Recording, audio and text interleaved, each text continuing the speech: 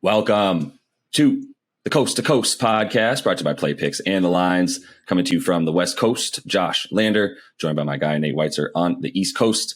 And we are looking at player props here for Game 4 in Boston. Obviously, the C's up 2-1. We also have a game video up for you, diving into all of the things we like, all the other lines, spreads, totals, all the other live bets that we have in there as well. So make sure you are liked and subscribed to that page to continue to follow along with us. Every NBA Finals game with a game video, as well as these player props. Also want you to head to thelines.com. Nate and company have all their great content up there. So continue to follow along with us on thelines.com. And as always, if you do still need a FanDuel or a DraftKings account, head to fdpicks.com or dkpicks.com. Find those listings in your area, such as play props that we've got for Game 4 here. Nate, let's get into it.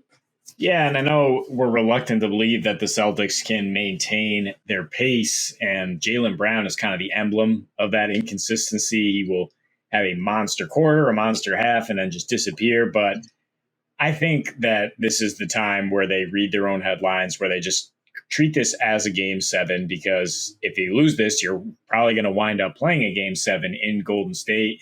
And they don't want that. So Brown, I think, comes out with the same urgency he has in the last two games, where he has 30 points on 10 for 15 shooting, also 8 rebounds, 3 assists. I think he had 32 PRA at halftime in Game 3 here. He's at his prop is 35.5 PRA. Yeah, I think he'll be all over the court again. I kind of like the points more at 24.5 points. He's just a terror for this Warriors team. And I don't think they can keep putting Draymond on him out there, because if Brown's going to play on the perimeter more, the Warriors just getting crushed on the boards, getting crushed in the paint, and they can't have him out there on the perimeter. Wiggins is going to stay on Tatum. Tatum is getting so many doubles, so much attention. So Jaylen will get a lot of opportunities against Curry, Poole, Klay Thompson. And he's just been consistently aggressive, playing within himself, much better at home. That's what they look for from him, is just not to do too much, just attack and use his athleticism. And then once he gets going, he can hit shots from all over.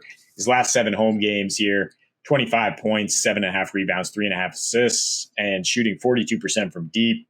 So I think, not only good bet here, but a good bet for Finals MVP, plus 410 at FanDuel. I think he has an edge on Tatum right now.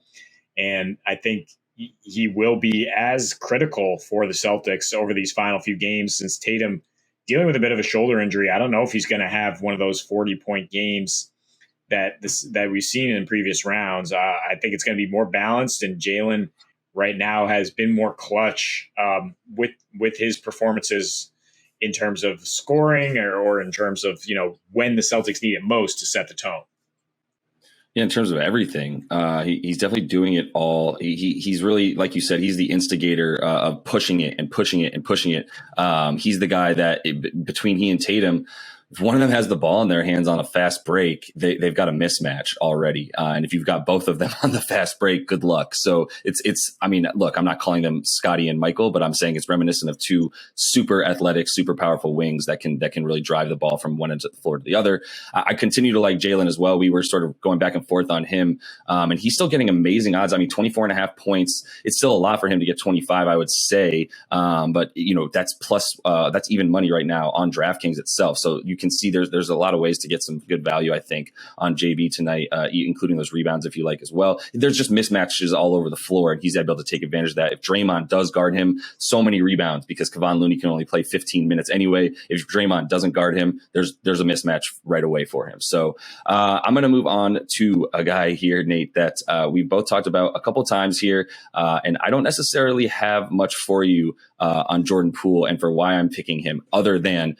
it's time. One, I do know. I don't know why I said that. I feel really good about it after looking at a couple of things. At first, I was like, this is just a feeling. It's like, and then it was like, oh no, they were +8. That pool party lineup that couldn't be played before last game was played 9 minutes together because Kerr was just searching for offenses in the corners of the cushions of the couch. And he found it with Jordan Poole able to stay on the floor and be a +8 in that lineup with he and Clay.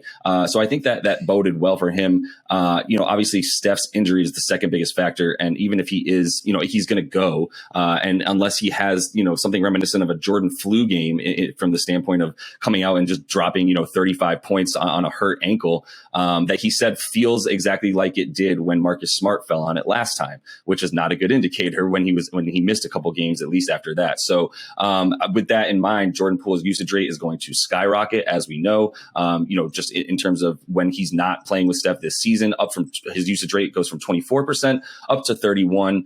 He did have 10 points last game, shot well from the field, only 1 of 4 from 3. But I think he comes in a little bit earlier than, the last minute or two of the first quarter and second quarter. I think he does get a solid 10 minutes in the first quarter to see how he's playing out there. Gary Payton Jr. came in the last game and was that first sub for Clay because Clay didn't have it going and he wasn't doing much on defense.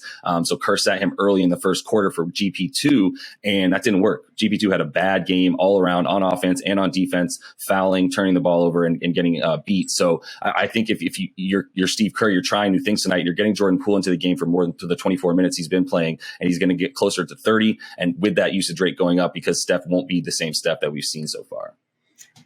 Yeah, I'm not gonna row with a second year guy, basically third year, I guess, with limited experience in the Garden in the finals when Kerr is going to be able to lean on his two veterans in the backcourt. I think I would rather take Clay, who we were dead wrong about in game 3, saying he was going to continue to toss up bricks. Of course, he got his confidence, he got it going, and he's only at 19.5 points. I would expect him to play a bigger role than Poole. It's just such a wild card. The reason we're not doing many Warriors in this video at all is because we don't know how healthy Steph and effective he'll be, if he'll be able to be that 30-point scorer again.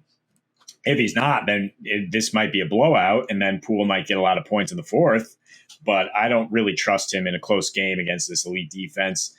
I will look at some of the head-to-head bets, though, including Poole to score more than Al Horford, who I don't think really has a huge offensive role in this series, and has really been a liability in his pick-and-roll coverage, so maybe he plays a little less.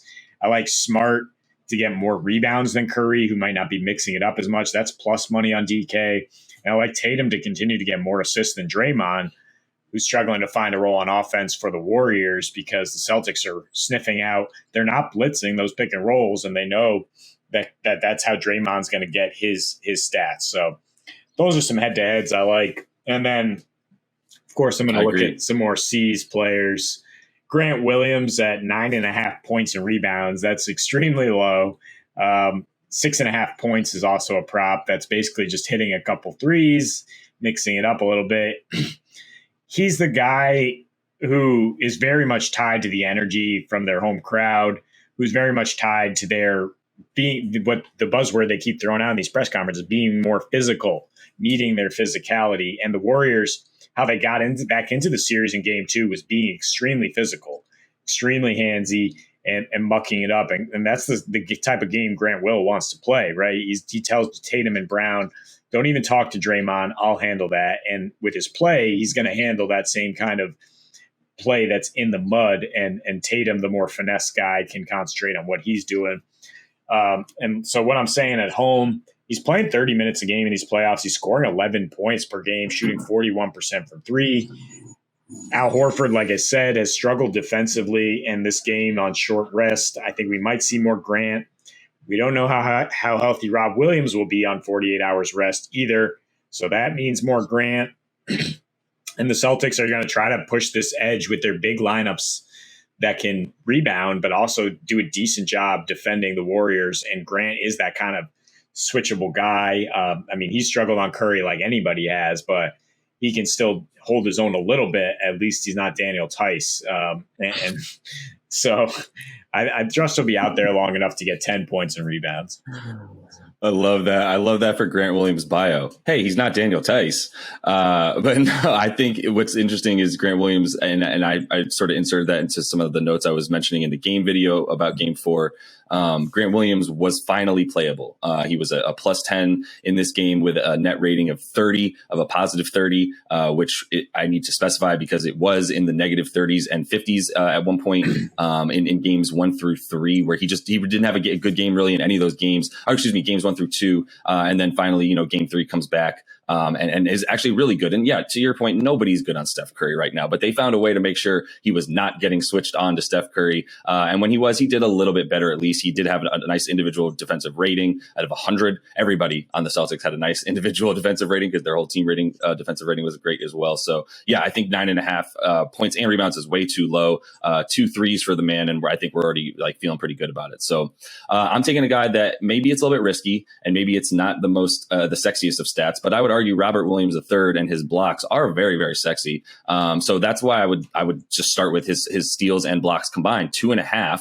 I mean, he's going to get that in blocks. He had 3 steals on top of his 4 blocks last game. And we keep coming back to this point as well. How's Rob Williams playing? Is he healthy? If he's healthy, then we're good to go. Then as this, by we, I mean Celtics Nation, which I'm not a part of at all. I don't know why I said we, but either way, he's good to go. The Celtics are good to go because they've got that rim protector that keeps the game 30 feet from the basket for the Warriors on offense, the way that you sort of mentioned in the game video as well, where it's all high pick and roll because even if they get into the lane, they're having to pull up from mid range. There's no getting to the rim right now. Robert Williams was able to play that, those 25 minutes. That if he's getting 25 minutes in a game as he did in game 3, then you got to feel good about his at least rebounds, blocks, and steals. So the steals and blocks are minus 140 on DK. I would go ahead and buy one, get it to 3.5 steals and blocks, and get that closer to even money, maybe about plus 105 on your money there on DK. And then for the just the blocks over 2.5 itself is plus 158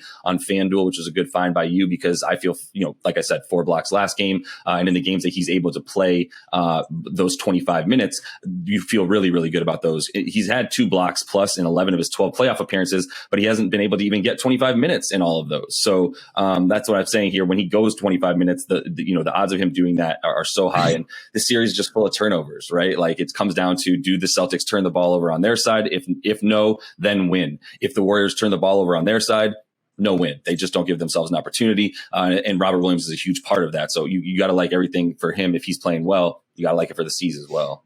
Yeah, and for them to keep pushing the rebounding advantage, I think that's directly tied to their success. I mean, I have no problem betting the steals and blocks for sure, but I think there's a correlation here for Rob Williams to get 6 rebounds and the Celtics to win is around plus 50 at FanDuel. I think if he's out there long enough to be getting those rebounds, to be keeping things alive on the offensive glass, that means he's also around there holding the Warriors under 30 paint points and deterring all those drives again. And then the Warriors offense is going to struggle if they're not able to have that balance, because even the greatest shooters, like I said, can't just carry you for 4 quarters by launching from 30 feet. So I'm very much tied to their success is how good Rob Williams feels today when he wakes up after, just 2 days after playing 26 minutes in a finals game. We'll see. Yeah, we will see. I'm excited for game 4. Dubs backs against the wall. This is sort of reminiscent of that OKC series. It's been said that, this is the only team that the Dubs have played really in their, finals runs. That's reminiscent of like OKC, when it was just athletes all over the floor, Serge and KD and guys that are 6'10" and 7 feet and can just run all over the floor like a bunch of these guys on the Celtics. We'll see what happens for them. It's really going to come down to, do the Celtics throw up all over themselves? If they don't, do the Warriors get an absolutely heroic, appearance there from at least 2 guys, including Steph and whomever his counterpart is. So we'll see. It's going to be enjoyable. We will be back with another one for you in game 5 either way, as that is all the time we have for you today. So make sure you're liked and subscribed to that page so you continue to follow along with us. And until we see you next, happy betting.